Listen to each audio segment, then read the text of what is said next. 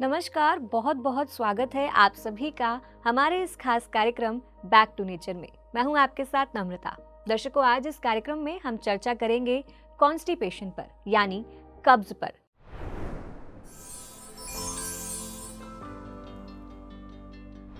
Constipation एक बहुत ही आम समस्या है। जिस भी व्यक्ति को कॉन्स्टिपेशन होती है वो पूरा दिन अनईजी फील करता है, उसे ब्लोटिंग हो सकती है और कई बार उस व्यक्ति को पेट दर्द का सामना भी करना पड़ सकता है। कॉन्स्टिपेशन कोई बीमारी नहीं है, ये एक सिम्टम है। लेकिन अगर हम कॉन्स्टिपेशन को सीरियसली नहीं लेंगे तो ये आगे चलकर कई तरह की बीमारियों में कन्वर्ट हो सकता है। इंडिया में 22% लोग कॉन्स्टिपेशन से सफ़र कर रहे हैं। ये आंकड़े उनके हैं जिनको कॉन्स्टिपेशन के बारे में पता है। ऐसे बहुत से लोग हैं जिन्हें पता ही नहीं है कि वह कॉन्स्टिपेशन से सफ़र कर रहे हैं। तो ऐसे में कैसे पता करें कॉन्स्टिपेशन क्या होता है, कॉन्स्टिपेशन के क्या सिम्टम्स हैं और कैसे इस कॉन्स्टिपेशन की समस्या से छुटकारा पाया जाए। आइए इस कार्यक्रम में हम जानकारी प्राप्त करते हैं इस विषय पर हमारे कार्यक्रम में मौजूद खास guest naturopath health expert doctor Rajni Duggal ji से। तो चलिए कार्यक्रम को आगे बढ़ाते हैं और स्वागत करते हैं रजनी मैम का। मैम, आपका कार्यक्रम में बहुत बहुत स्वागत है। नमस्कार मैम, जैसा कि हमारा आज का विषय है कॉन्स्टिपेशन, तो जैसा मैंने अभी कहा कि बहुत से लोगों को पता ही नहीं है कि वो कॉन्स्टिपेशन की समस्या का शिकार हो चुके हैं। तो सबसे पहले इसके सिम्टम्स पे ही बात करना चाहूँगी कि कैसे किसी व्यक्ति को पता चले कि अब वो कॉन्स्टिपेशन का शिकार हो चुका है।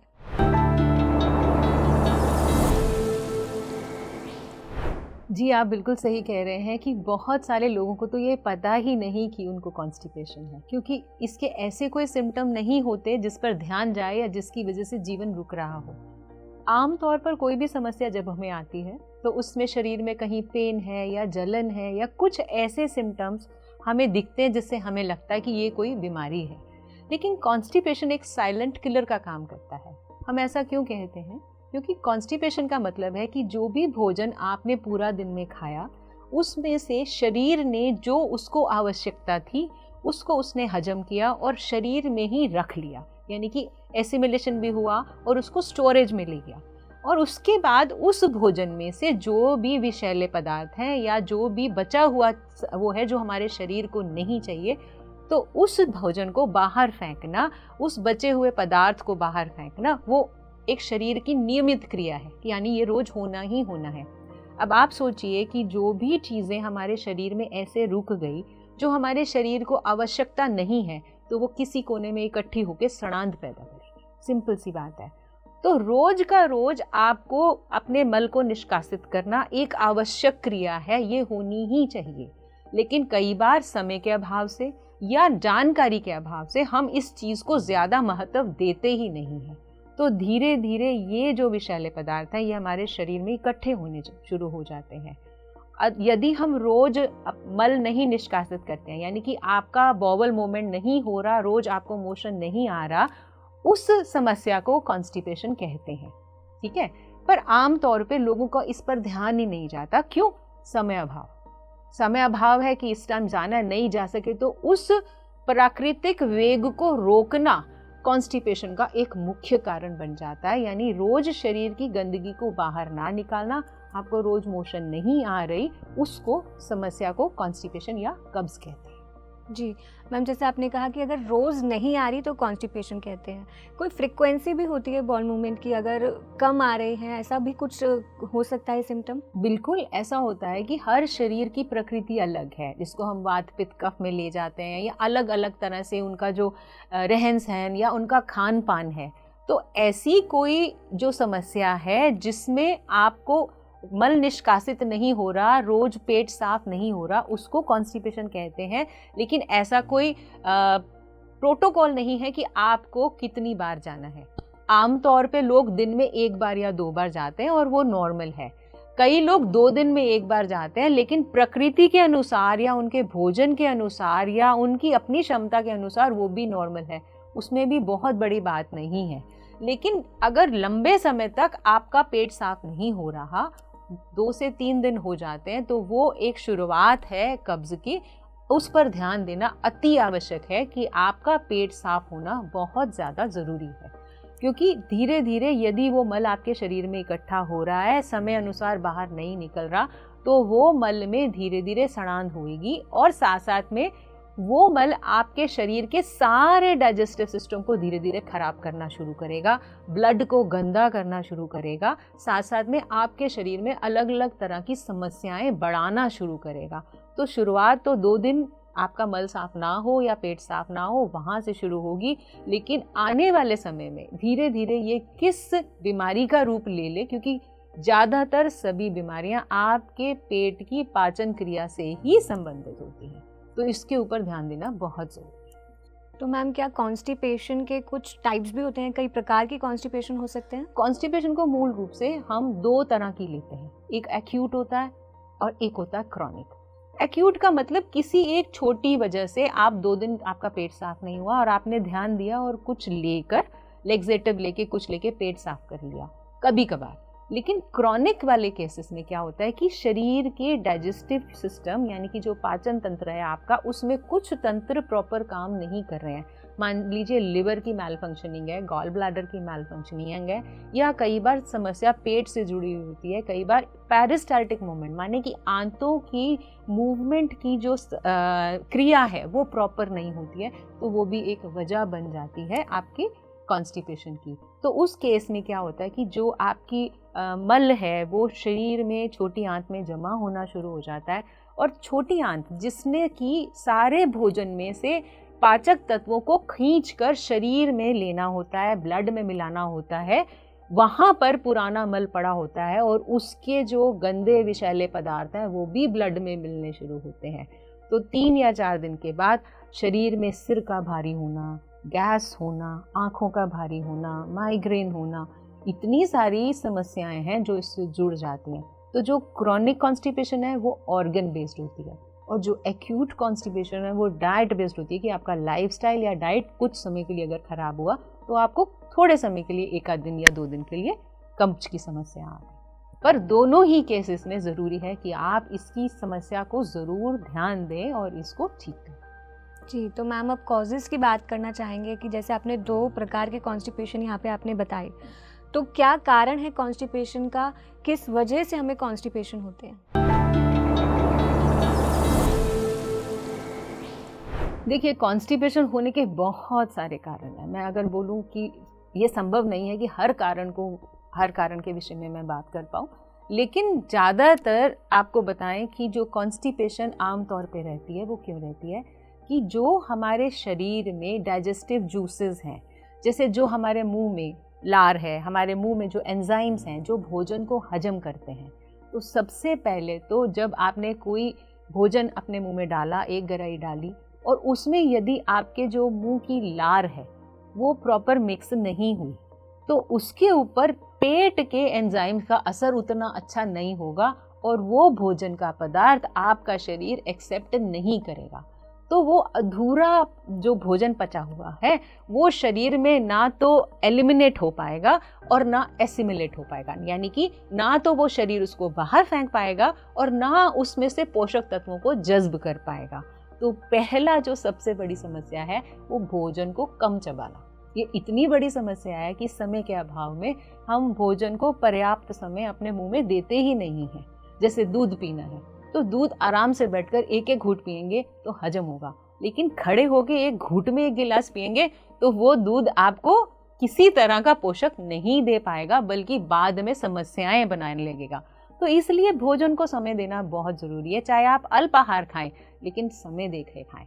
तो भोजन का प्रॉपर डाइजेस्ट ना होना कॉन्स्टिपेशन का मेजर रीज़न है। इसके बाद आगे आ जाते हैं कि जैसे तनाव है, तो जब आपको तनाव है तो आपका जो शरीर है वो एंजाइम्स को प्रोड्यूस ही नहीं करता। कि अगर आप किसी तनाव में हैं तो आपको लगेगा मेरी तो भूख मर चुकी है, तो यदि आपने भोजन खा भी लिया और पेट में चला भी गया, लेकिन उसमें जो पाचन क्रियाएं होनी थी आपके एंजाइम्स के द्वारा वो तो हुई ही नहीं, तो अब वो भोजन ना तो आपको किसी तरह का लाभ देगा और ना शरीर उसको बाहर फेंकेगा। तो ये एक और तथ्य है जिसके बारे में हम नहीं जानते। तीसरा है कि आप खा क्या रहे हैं। अब ये एक बहुत महत्वपूर्ण विषय है कि आपका जो शरीर है जैसे कि 5 तत्वों का बना होता है, और हमारा शरीर जो है उसमें 72% जो है वो वाटर है, ब्लड है, बाकी सारे जो पदार्थ हैं। तो 72% माने कि आपके शरीर में 70% कम से कम अल्कलाइन होना चाहिए और बाकी एसिडिक।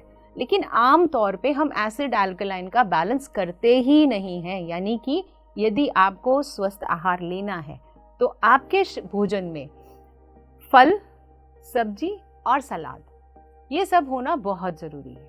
अगर फल, सब्जी और सलाद आपके भोजन में पर्याप्त मात्रा में नहीं है तो आने वाले समय में कॉन्स्टिपेशन होने की या कब्ज होने की संभावनाएं बढ़ जाती हैं। तो भोजन में आपके पर्याप्त मात्रा में सब्जियों का होना, सलाद का होना, स्प्राउट्स का होना, जूसेस का होना, ये सब बहुत ज़रूरी है। और ख़ास तौर पे कच्चा भोजन आप इसको ज़रूर अपने भोजन का पार्ट बनाएं, हिस्सा बनाएं। नहीं तो खाली एसिडिक भोजन, जैसे कि केवल अगर आप पका हुआ खाना लेते हैं तो उससे भी आपके ब्लड में एसिडिटी का लेवल बढ़ जाता है और कॉन्स्टिपेशन होने की संभावना बढ़ जाती है। तो कम से कम आपके भोजन में 40 to 50%, 40 से 50% फल, सब्जियों, सलाद, जूस एवं कच्चा भोजन होना बहुत ज़्यादा ज़रूरी है। इससे आने वाले समय में आपको कब्ज की समस्या नहीं होगी। इसके अलावा जब हम भोजन लेते हैं और उसमें फुजला नहीं होती, रफेज नहीं होती, हम केवल और केवल सिंथेटिक फूड्स लेते हैं, जैसे मैदे से बने हुए पदार्थ है, अधिक नमक का उपयोग है या अधिक चीनी का उपयोग है। सफ़ेद चीनी और सफ़ेद नमक भी बहुत बड़ा कारण है इस प्रकार की समस्याओं को बनाने के लिए। और जितना ज़्यादा आप बाहर का खाना खाते हैं, जैसे कि ब्रेड्स खाना या जितना आपका ये भोजन में बर्गर्स हैं, पैटीज़ हैं, जो कि सारा का सारा बहुत ज़्यादा पका हुआ भोजन है, ठीक है। बहुत पके हुए भोजन से क्या होता है, वो भोजन अंदर से शुष्क हो जाता है, ड्राई हो जाता है। उस ड्राइनेस की वजह से भी ये संभावना है कि आपके शरीर में कॉन्स्टिपेशन रहे। तो आपको अपने डाइट में इन चीज़ों का बहुत ध्यान रखना है। और सबसे इम्पॉर्टेंट पार्ट आपका मेंटल स्टेटस। आपको खाना जब खाना है तो आपको बहुत रिलैक्स होके खाना है। भोजन जो है, देखिए, वो आपके शरीर का पोषक है, आपके शरीर को पोषण दे रहा है। तो उसके प्रति आपके मन में यदि भावना नहीं है तो आप उससे वो प्राप्त नहीं कर पाएंगे जो आपके शरीर को चाहिए। तो इसलिए आपका मेडिटेशन करना या आपके मेंटल स्वास्थ्य के ऊपर ध्यान रखना, आपकी मेंटल हेल्थ पे फोकस करना, आपकी इमोशंस जो है बहुत स्ट्रेसफुल ना हो, उस पर काम करना भी बहुत ज़रूरी है। और लास्ट में मैं ये कहना चाहूँगी कि इसका सबसे बड़ा कारण है कि आपने अपने मल निष्कासन का समय निर्धारित नहीं किया हुआ है। हर बॉडी की एक क्लॉक होती है, उसको उसी समय पर जाना चाहिए। अगर वो मिस करते हैं तो वो जो भोजन का पदार्थ शरीर में रह गया है वो और खुश्क हो जाता है। जैसे जैसे वो खुश्क हो जाता है तो बाहर उसको निकालने के लिए हमारी जो इंटेस्टाइन्स हैं उनके ऊपर जोर पड़ता है और वहाँ पर और तरह की समस्या होने की संभावना बन जाती है। तो इसको एक रिलैक्स्ड पार्ट और एक टाइम पे करने की आदत डालें तो भी आपको ये समस्या नहीं होती। और आम तौर पे इस भाग दौड़ के जीवन में तो लोग सोचते ही नहीं कि इसके लिए समय निकालना है, तो इसलिए ये एक बहुत बड़ा कारण है। बहुत ज़्यादा ऐसे पदार्थ लेना जैसे कि चाय है, कॉफ़ी है, यहाँ तक कि शराब है या सिगरेट है, ये सब चीज़ें भी अंदर बहुत शुष्कता, ड्राइनेस दे देती हैं और ये भी एक बहुत बड़ा कारण है कॉन्स्टिपेशन का। जी मैम, जैसा अभी थोड़ी देर पहले आपने बताया था कि कॉन्स्टिपेशन के कारण माइग्रेन हो सकता है, और अभी आप बता रही हैं कि जब इंटेस्टाइन में ज़ोर पड़ेगा तो भी और बीमारियां हो सकती हैं।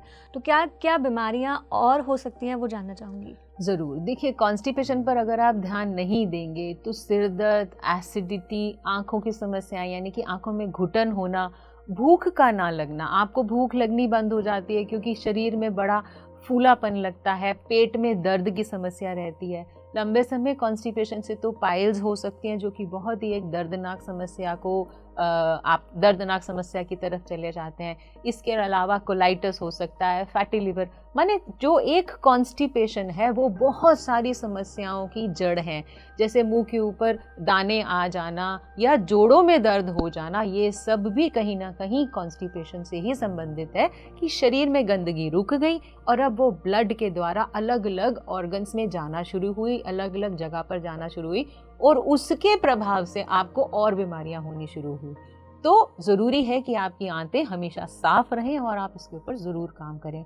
नहीं तो भविष्य में अलग अलग बहुत तरह की बीमारियां होने की संभावना बन जाती है। जी मैम, जैसे अभी कॉन्स्टिपेशन पर आपने जो कारण बताए, तो अगर हम उन कारणों को ध्यान में रखेंगे तो हमें कॉन्स्टिपेशन होगा ही नहीं। जी। लेकिन जो व्यक्ति अभी पीड़ित हैं, इस कंडीशन से सफ़र कर रहे हैं, कॉन्स्टिपेशन जिन्हें है, उनके लिए क्या सॉल्यूशन है? कैसे नेचुरोपैथी के माध्यम से वो इस समस्या से निजात पा सकते हैं, मैं वो जानना चाहूँगी। अगर आपको कॉन्स्टिपेशन हो ही चुकी है, पहले तो प्रिवेंटिव है कि ना हो, उसके लिए हमने आपको अलग अलग तरह से बताया कि इन चीज़ों का ध्यान रखें। लेकिन यदि आपको ये समस्या आ चुकी है तो सबसे पहले करना क्या है? देखिए, मैं इसमें आपको जो बताऊंगी वो 3-4 अलग अलग तरह की थेरेपीज़ के साथ बताऊंगी। तो सबसे पहले अगर मैं शुरू करती हूँ तो भोजन खाने का जो तरीका है उसके ऊपर बात करते हैं। भोजन खाने के तरीके के लिए कोशिश कीजिए कि आप बैठकर खाना खाइए, खड़े होकर खाना ना खाइए, क्योंकि यदि आप ज़मीन पर बैठकर खाना खाते हैं तो आपका शरीर की जो पोजीशन है वो ऐसी हो जाती है कि जिसमें आपका डाइजेस्टिव सिस्टम अच्छे से काम करने लग जाता है। तो पहले तो बैठकर खाने की आदत डालिए। दूसरा, आराम से भोजन को चबाकर खाने की आदत डालिए। चबाकर खाने का मतलब क्या है कि जब आप भोजन खा रहे हैं तो आपका ब्रेन जो है ये वाले इम्पल्सेस दे रहा है, ये इंडिकेशंस दे रहा है कि एंजाइम्स को प्रोड्यूस करे और भोजन को जैसे जैसे एंजाइम्स की ज़रूरत है मुंह में, पेट में, पैनक्रियाज से, लिवर से, वो सारे के सारे उस भोजन में आकर मिक्स हों। तो इसके लिए थोड़ा सा समय देकर भोजन खाएं। कम खाएं लेकिन समय देकर खाएं। तो आप जैसे जैसे मुंह में अपने भोजन को चबाएंगे, आप मानिए आपका 50% डाइजेशन तो मुंह में ही हो जाता है। तो सोचिए, यदि आपने भोजन को मुंह में चबाया नहीं तो फिर वो भोजन आगे जाके यथा योग्य जगह पर नहीं पहुंचेगा और आपको वीकनेस भी होगी और इंडाइजेशन भी होगी। तो दूसरा है कि आप उसको आराम से समय अनुसार खाएं। तीसरा ये है कि आपके भोजन को आपने किस तरह से अलग अलग उसमें डालना है, पार्ट्स में डालना है, ताकि लगभग 50% जो भोजन है वो कच्चा हो। यदि आपको कॉन्स्टिपेशन हो चुकी है, फुजला माने कि रफेज का ज़्यादा से ज़्यादा इस्तेमाल करें। जैसे कि आपके भोजन में पत्ता गोभी, गाजर, इस तरह के जो आहार हैं जिसमें बहुत ज़्यादा फाइबर है, उसका प्रयोग बढ़ा दें। सबसे पहले सुबह की शुरुआत अगर आप फ्रूट से करें तो आपके लिए बहुत अच्छा रहेगा। सुबह सुबह पहले 1 गिलास पानी गुनगुना लेकर और उसमें थोड़ा सा नींबू निचोड़ के बिना नमक और चीनी के इसको लगातार लीजिए। अगर बहुत क्रॉनिक कॉन्स्टिपेशन है तो 5 से 10 दाने अंगूर के खा सकते हैं। और इसके अलावा अगर आप चाहें तो रात को मुनक्के के 4 से 5 पीस पानी भी भिगो दीजिए और 1 अंजीर पानी में भिगो दीजिए।